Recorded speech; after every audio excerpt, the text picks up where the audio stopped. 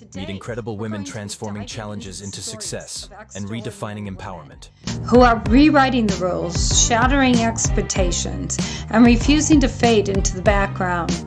Empowered women say no to being defined by their challenges in a world that tries to silence and sideline them. She Wears Boldly celebrates the remarkable journeys of women who have transformed their struggles into stepping stones to success.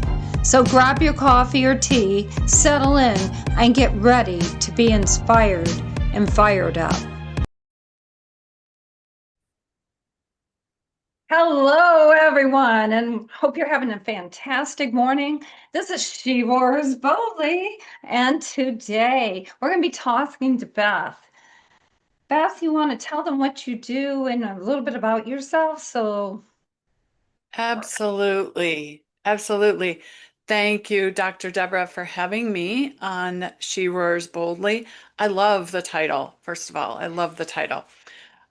Yes, my name is Beth Meek, and I am a certified holistic nutrition and health coach turned champion for the midlife caregiver.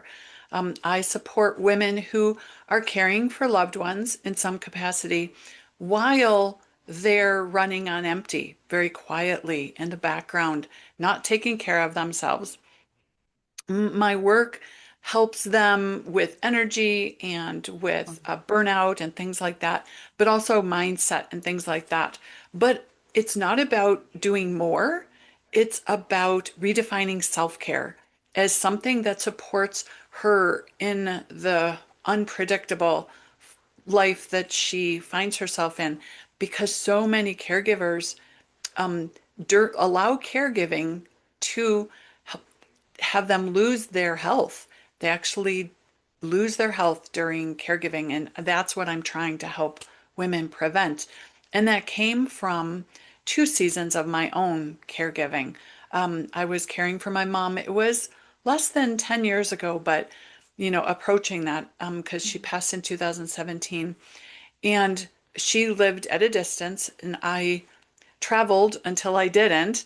And then I had to move there, and I was helping other family members take care of her, but I was away, so I was living with her, and I was kind of that 24/7 person.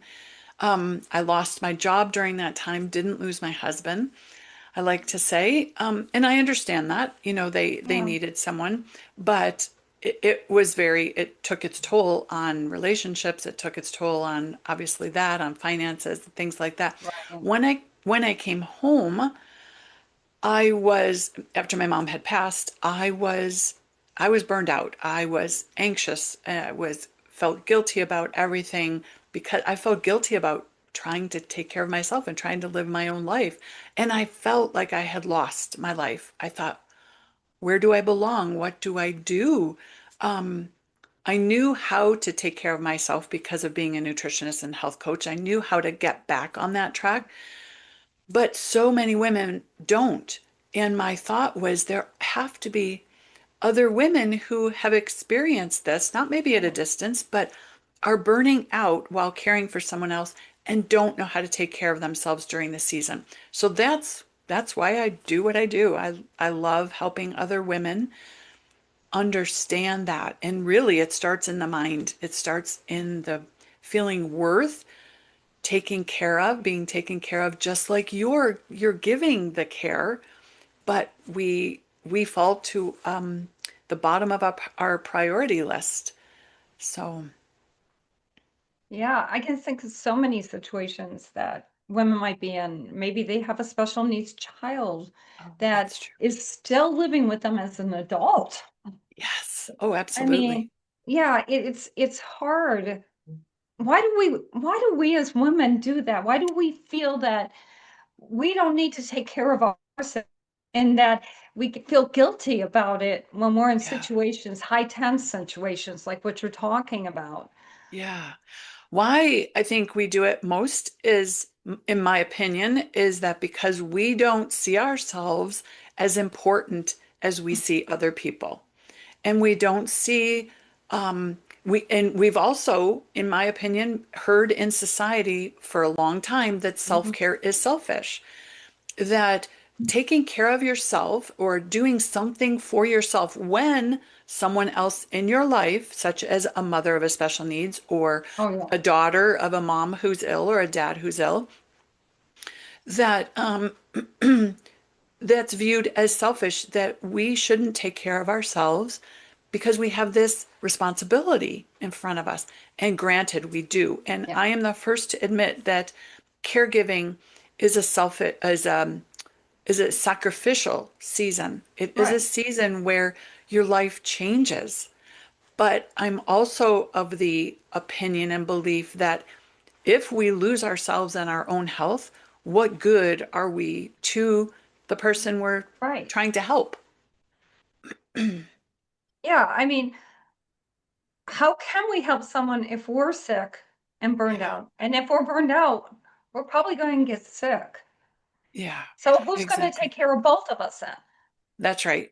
That's right. And you know what we are doing more today than we have been in a long time is that we're trying to keep um, older people, elderly, in their homes longer because Oh, absolutely. the facility, and it is excellent, but the reason is because facilities cost so much and the supply is greater than the demand right now. Is that right? Right. No, the demand. No, the demand is we have too many people aging and the supply for those facilities is, they're booked. So we are doing everything we can to keep the elderly healthy and in their homes. And I do think that's wonderful as well. And as a family caregiver, excuse me, we did attempt to do that for my mom as long as she could. And we did. She stayed in her house as long as she could. However, the other side of that coin is that as we help people stay in their homes longer, they need care in their homes. So one Mhm. thing that changes is then you need businesses, and this is not me, businesses who have professional caregivers who come in and sit or take the people to grocery shopping or help with their meds or whatever it is they do. And I am familiar with some organizations that do that. Right. Then the other side is the family, right? The family, the brunt, even when there's a caregiver coming in, the family needs to monitor that, needs to make sure they're caring for mom or dad the way they need to be cared for, um, as well as there's still, you visit, you go, you do grocery shopping, you do what's needed.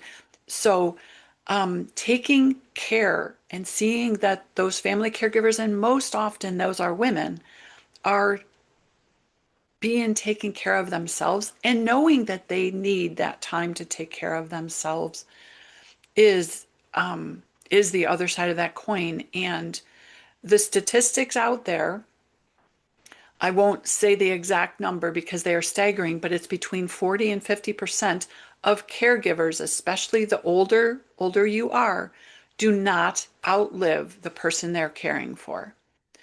And if you think about that statistic, then the conversation I'm attempting to have and other women who support caregivers in my circle as well are also trying to have is how do we encourage them and how do we support them to take care of themselves and what support do they need? Is it support circles? Is it or support groups, right? Circles. I'm participating starting in March in an already established online platform that they have what they call circles. And I'm going to be on monthly, once a month, and it's an opportunity for caregivers to come in and talk and vent and then get some advice and tips and strategies and things like that. So is it that, or is it resources and tools that they can use while they're at home that will help them take care of themselves better? It's coaching is one thing, and I love coaching, Right. but you have to set up a time, you have to have free time, which so many caregivers don't, right? So I have digital tools that I offer is something that the caregiver can access in her home at a doctor's office while her mom's sitting next to her falling asleep, but never knowing if she's going to wake up and want to get up or need a meal or whatever, right? Right. There's all sorts of circumstances we as caregivers find ourselves in that at our home, or like I said, at a doctor's office or a hospital Right. bedside, that we can access on our phone, on our tablet, on our computer that are going to help us. Many videos, many audios, guides, um, repair scripts. One of the things when we're burned out is we say things we don't mean. We snap at people, even the one we're caring for. And it offers scripts, things to say to that person, an apology, and to yourself, because that's where a lot of guilt comes in, right? We Right. we snapped, we weren't kind to our loved one. It's like, and then we beat ourselves up. Well, we're human, and yet we expect more of ourselves than we would a friend. I like to say, would you say what we say to ourselves, our self-talk? Would you say it to your best friend? You did a terrible job today. I've said that to myself. Why did you do that? That was terrible. That was mean. You know, you're not a good caregiver. Would I ever say that to my best friend? Absolutely not. Yeah, No, you would encourage them. And you are so correct. I think we as women like to beat ourselves up. We absolutely. expect more out of ourselves than anybody else. Absolutely. And that's really counterproductive. Yes. Yeah. Yes, counterproductive for sure. And caregiving, self-care makes caregiving sustainable. So if you talk about counterproductive, that's really counterproductive, not taking care of yourself. You're not showing up as good as you can for your loved one in whatever ways they need. You're not showing up for those others because most caregivers don't just care for their loved one. They have other relationships, husband, kids, grandchildren, Kids. That's what and neighbors, and whatever. It doesn't matter. We aren't islands that way. So we need to take care of ourselves the way we expect other people to take care of themselves, excuse me. And we encourage, like you said, others to do that for themselves. I encourage my husband all the time to be taking care of himself. I'm not Right. caregiving for him, but as a wife, I Right. do that, and he does that for me. So we have other people in our lives that we're doing that for all the time. We are caregivers, whether we're caring for someone who's sick and not doing well or just coming out of surgery or whatever.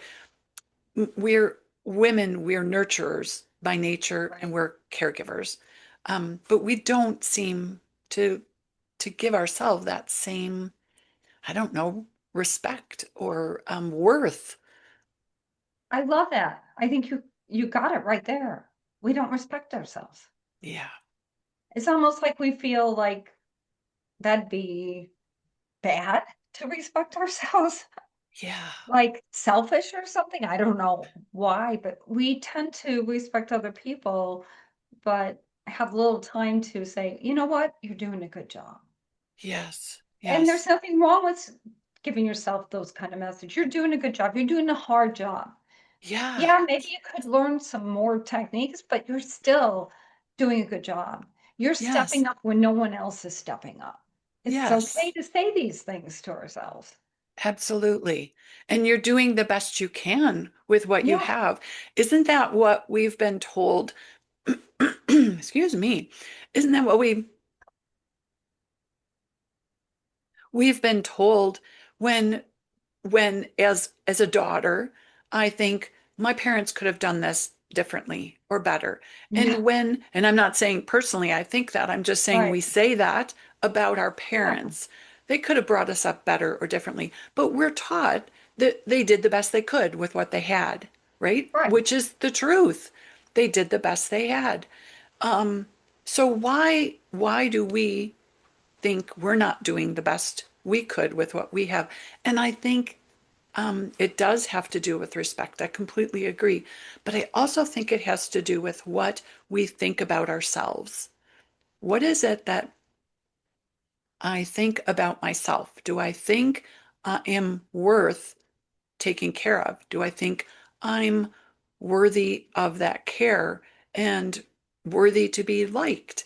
And it's all a mindset thing. And when we know who we are and we're confident in who we are, um, we talk to ourselves differently. Now, not all the time, right? No. But no, but that's why we also have things like coaches or mentors or Best friends. reminders, best friends, exactly. People that can say, "Hey, Beth, you're being a little hard on yourself today. Yeah, You know, you're right. you Thank need you to for." stop. Yes, yes. And you're right. We do that for each other because there might be a day that I'm really down and my best friend encourages me, and then the next day she's down or whatever. So we do that for each other. You're right. Right. Um, yeah. Wow. Yeah, caregiving is hard, and yet we keep doing it and we keep showing up. And that's the good news because our families are being taken care of. The bad news is that we don't think we can be taking time for ourselves. And that's what I like to help women understand. And you know what? It doesn't mean that you get more time in your day. It doesn't mean you have to add more to your to-do list. That's part of the problem. But it's understanding that you already have some time that you could use. And I help women find that time and then know how to use it. It's not about going out to have a massage. If you can do that while you're caregiving, you go do that. But my season of caregiving, and I did have a second season of caregiving, the first one, though, did not allow me to do things No. like that. I had to find the simple little things that allowed me to take care of myself, the connections, the little connections. You know, the shower in the morning, the um, um, reading the book, doing the journal entry. Right. But the 5 minutes, the 10 minutes, we're not talking about large chunks of time. And again, that's where some of my tools come in. They are encouraging and promoting the caregiver to take care of herself in these ways that she might not even see. That's the other side of caregiving too, right? We are so Right. into it that sometimes the simplest and the most easy and most common sense even ways we can take care of ourselves don't come to us. Yeah. And there are resources in a lot of towns that you can tap into. Yes. What one I was because I study gerontology too, but it that is a memory cafe, and I didn't know we had one in our town. It's at a church, and you can drop a person that has the dementia or Alzheimer's there, and they do music with them and Okay. singing because music works. Yes. Yes, I Yes. mean, they may not remember their name, anything about anything, but when they hear that music, I've actually seen comatose people in nursing homes when Yes. me and my grandkids used to go sing for them, actually perk up and start singing. And Yes. then, so yeah, there It's are true. resources. I had a friend that also worked, would I don't daycare, I'd call it, but she Yes. would come in for a couple hours a day so that the caregiver could go out, go grocery shopping, do things that they need. So Yes. there's Yes. I encourage them to seek out. You don't have to be Absolutely. alone. You don't have to do it yourself. That's And most of the right. services are not super expensive Yeah. or hourly. Memory Yeah. care is definitely free. So Yes. look what your town has. They may have something. Google. Absolutely. Yeah. And the respite care is what you're talking about. The people to come in, you know, for an hour or two or whatever that is, or to help with meds or to help with a meal, you know, or whatever. And Right. that is widely available. And that's what I was saying, that as we Yes. encourage people to stay in their homes, those businesses are going to boom, right? And Right. that's not me, but yes, there are many. And I love what you said, the memory care. You're right. Look at your churches or your Right. your community centers or things like that that have organized opportunities for that, because that is another opportunity for you to have respite, the caregiver to have respite. And music, you mentioned music is Oh, universal, right? So maybe even sometime all you might need to do is put on a tape or a music CD or something in your mm-hmm. home. If someone's getting agitated or something, that might be something that you don't even think of, and you might be so frazzled you don't think of it, but something Maybe like that make a might help. list. Yes, A yes, list of possibilities for when you're frazzled. Then go down the absolutely. list and say, maybe I can try that. Because yeah, um, I was talking at a gerontology conference with someone, and they were saying that there was this woman who hadn't responded for years, and they have a thing that they can put them in with headphones on, Oh, and she was actually moving. She had wasn't even moving prior to that when she heard the music. Music is yeah, huge. I'm a big music yes, person, but it is huge. It absolutely. taps in things in our brain, bad and good, Mm, depending mm. on your music. Yeah, I mean, I got to put absolutely. that disclaimer out, but yeah. That's right. And that's true. That makes me remember when I was caregiving for my mom, being at a distance. I was in the car quite a bit, rental car, but I was in the car quite a bit. So I would turn the radio on, and invariably some positive. I like to listen to Christian music, very uplifting. So invariably something very positive and uplifting came on that I was able to, music wise, that I was Right. able to. I did jot down a lot in my journal at the time, and it it continued to inspire me. It kept me going.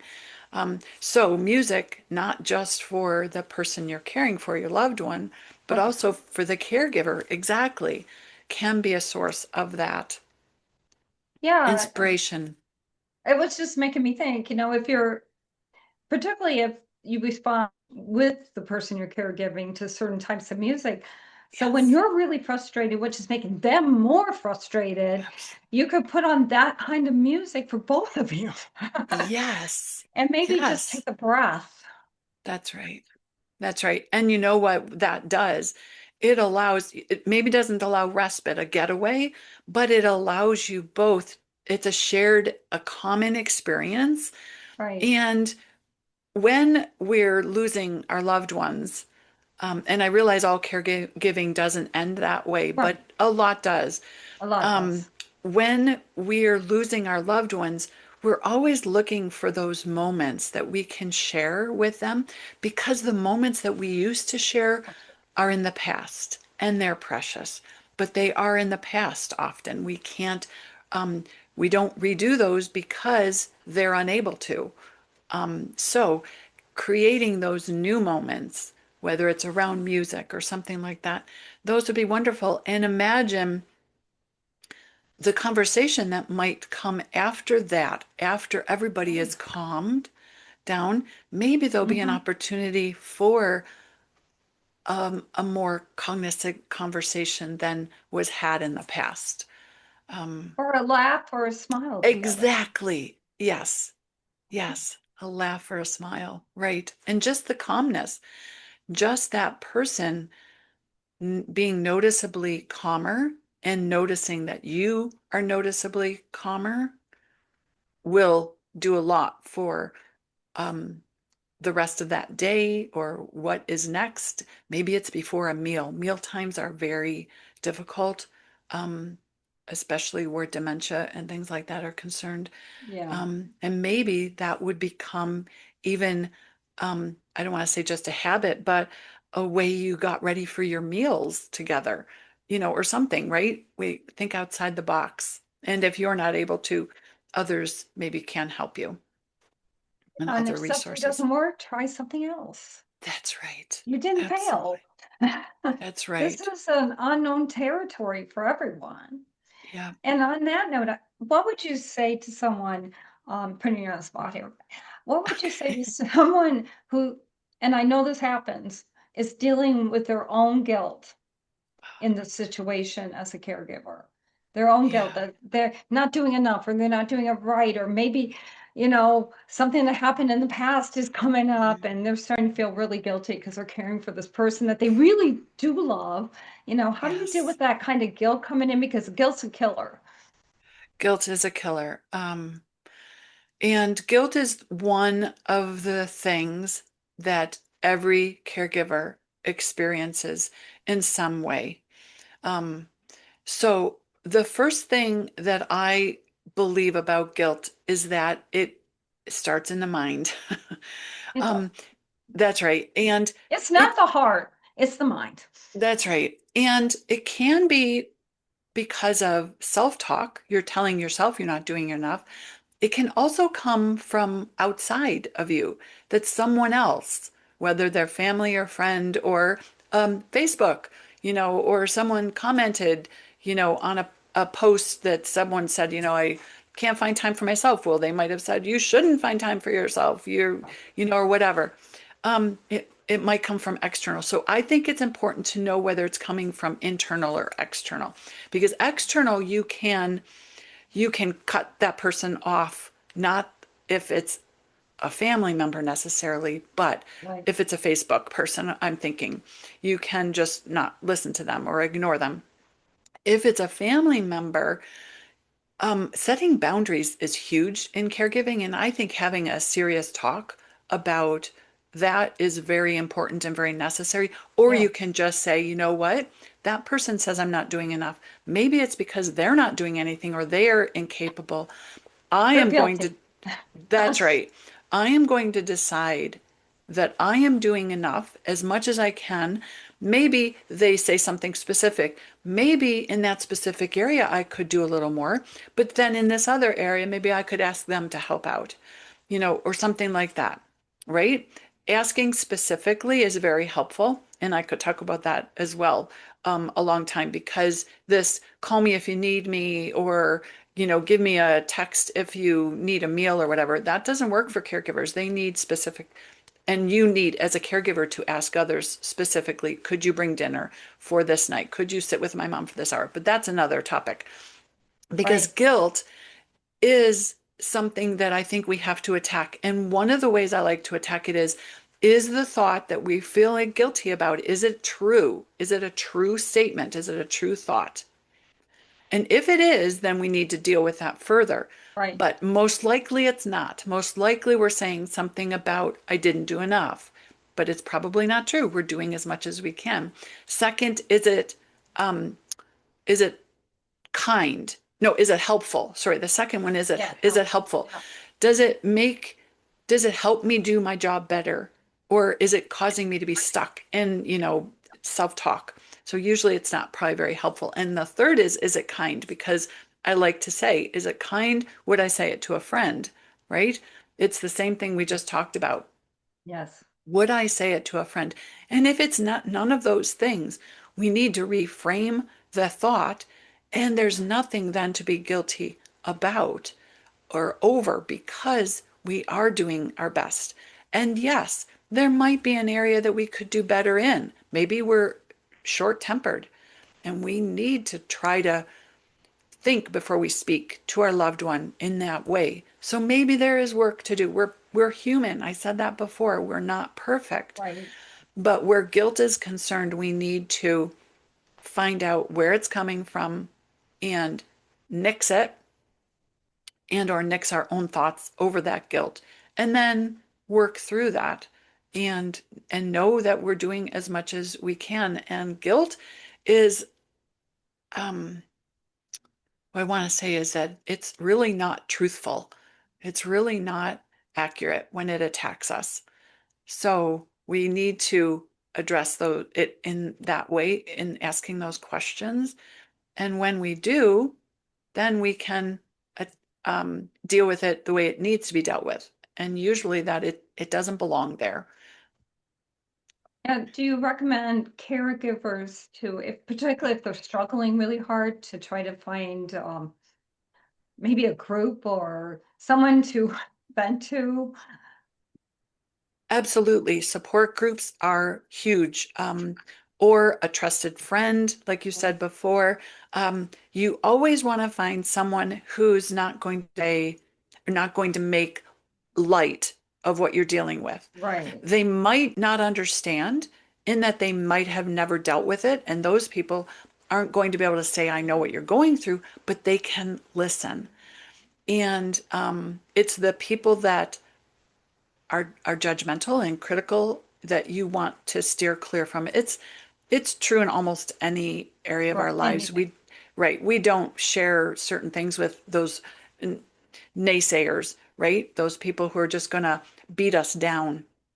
But yes, coach, mentor, trusted friend, journaling sometimes works for this as Yeah. well, Yeah. right? Just venting out what it is. And if you need to put it onto a piece of paper that you can crumple up afterwards and throw away, right, rip it up. Or sometimes women like to journal and keep it because it helps you see your progression or patterns. And all Right. of that can be helpful as well, as long as you don't use it the other way to beat yourself up, right? Right. Would you recommend, like, if you were doing a friend or someone that you have a hard conversation at the beginning with them, telling them what you need Yes, and seeing that's if they can agree to that? Because if they can't, yes, then you need to move on. absolutely. That's a wonderful Yeah. When recommendation. I'm calling you, when I'm very frustrated, I don't need you to tell me what I'm doing wrong. I Yes, already think I'm doing everything wrong. that's That kind right. of conversation. Or maybe even to try to fix me. Say it's your spouse. Fix me. Yeah. Yeah, I don't need to be husbands. fixed. I just want to vent That's because right. when I vent, it goes away.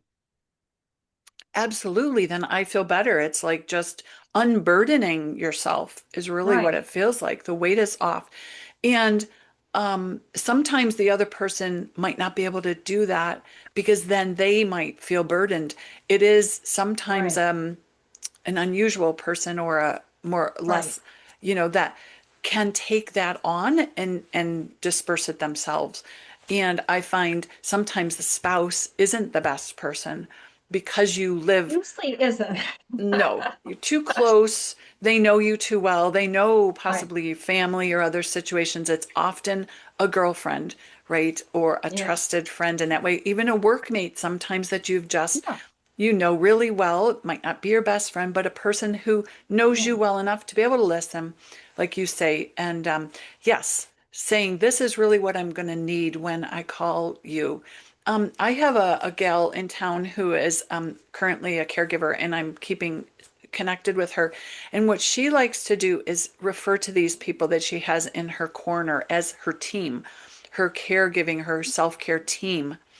Oh, wow. I love that. Yeah, yeah, because she knows that if she's got this issue, she's going to go to this person. And if she's got this issue, she's going to go to that person. So then you've got someone on your team, so to speak, that you can vent to that will not try to fix you, right? Isn't that, I Yeah. know, I You said could I'm going have to a steal that. team. You could have like somebody who likes to cook and have them on your team for Yes, a night. I can't handle it. I can't cook. I don't know what I'm doing. absolutely. And they're on tap to, hey, could you make a little extra tonight and bring some over for me and my mom or my dad? That's a great Yes. idea. Teamwork. I Love know. it. I loved it. I loved it when she shared that with me. I said, I'm going to share that and use that more further because that's what works for her. And you know what? That's the thing about caregiving too. Not everything works the same for everybody, but she Right. found what works for her. And yeah, and if it helps anybody else, that's awesome. Yeah. Well, I see that working for a lot of people because I think as women, again, we don't want to burden anybody else. It's right. And if you have a team and you talk to these people and say, well, what would you like to do to help me? Or if you don't want Yes. to, that's fine too. Have Yes. honest conversations. We got to start having honest conversations with people. And I they say, agree. well, I'm not really good at support, but I can make a meal Yes. and drop it Yes. at your door, you know, and build that team. Absolutely. So you're not Absolutely. out there alone. Exactly. And then you're right. Then you're not also burdening just your best friend. Your best friend, you only have one person that you need a meal tonight, but you need some respite because you need to get your hair cut, or you need to get groceries, or You have to you go to know the doctor yourself. that's right. That's right. It's not just doesn't just fall on one person. Then you have, and you know what?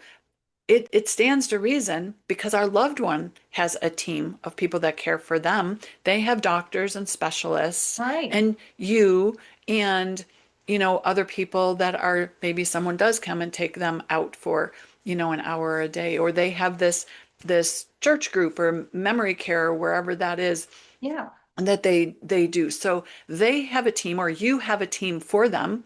You have created this team for them, help them, and now you have a team. And that just feeds right into self-care, right? That's ready-made self-care. You need someone to talk to, you know who to turn to. You're not going to be denied. Yeah. So everybody that's out there listening that is in that situation, has been in that situation, and probably will be in that situation at some point. Yes. Um, Tell them how they can get a hold of you to be proactive and Yes. reactive. Yes. Yes. Yes, tell Ideally, yes, thank you, Dr. Deborah. Ideally, we'd like to get on board with taking care of ourselves right at the beginning of caregiving, right? When we see it, me. maybe even on the horizon, but it doesn't always happen that way. So, I have a new website, and it is bethmeekcoach.com. And I know Dr. Deborah has that in her notes and that. And on there, you can see all the different things that I offer. And I do have quite a few different services as well as products, mostly because as a caregiver myself, I knew the different things I needed. Um, I have something called a pause for caregivers, where it's just time to take a half hour away just to come and listen or talk or whatever it is you want to do. It's kind of a play on a support group. It's come as you are, though. You don't have to have your camera on. You don't have to talk. It's guided by me only, so that there's not just nothing happening for 30 minutes. And that is free. And then I do have yeah, one of my favorite products is called Self Care Isn't Selfish. And that is a complimentary product you'll find on my website. And it just helps you understand. To me, it starts right at the beginning, the mindset that self-care isn't selfish and it can't be. And then I have other products. The Burnout Breakthrough is one of my favorites. And that helps women with the burnout issue and regaining energy and things like that. But the best place to go to see anything about me is my website, bethmeekcoach.com. Awesome. And I ask everybody that when I remember, what does She Roars Boldly mean to you? Well, it means that, excuse me again, it means that it kind of twofold for me, that I can speak boldly now for women who are caregivers because I was one and know what they're going through. And I see She Roars Boldly as the woman caregiver speaking in the way she can roar boldly, which isn't always very loud. But it might be in just saying no to something, and not taking an extra responsibility on. That's her ability to roar boldly and be loud, because otherwise she's just she's just doing what everybody else wants her to do, and that's being quiet and doing her job. Roaring boldly to me says living life, but living life where you're at right now, and um and allowing you to dictate what that looks like, setting those boundaries and you making the choices for how you live, and not letting other people tell you how to live. Yep. Oh, I love that. I get so many different angles to it, and it's it's powerful and it's very you. Thank you. Yes. And Yeah, I love that. thank you. Thank you. And thank you for Mm. asking, because it is a very unique name, and it can mean something to everybody. And that's not wrong. It's actually very wonderful that we can all have a different take on something like that. Yes, some people roar real loud, some people roar real soft, some people do both. I do both. Yes. Yeah, yeah, Yes. yeah. Awesome. Okay, again, I just thank you for being here and all that great information. And I Oh, will be putting it welcome. all out. You all know I do this. Just click and look. It's not going to hurt you to click on her website and see what she's got. Okay. There's no obligation, right? Absolutely not. All Absolutely not. right. So I just again want for listening and always keep roaring boldly, whatever that is for you, loud, soft, in between, or just maybe even a little crazy, because I go a little Yes. crazy sometimes, as you all know me. But yes, I want to thank you for tuning in and Yes. honoring the people who take their time to be here. Thank Mm. you so much and have a great day.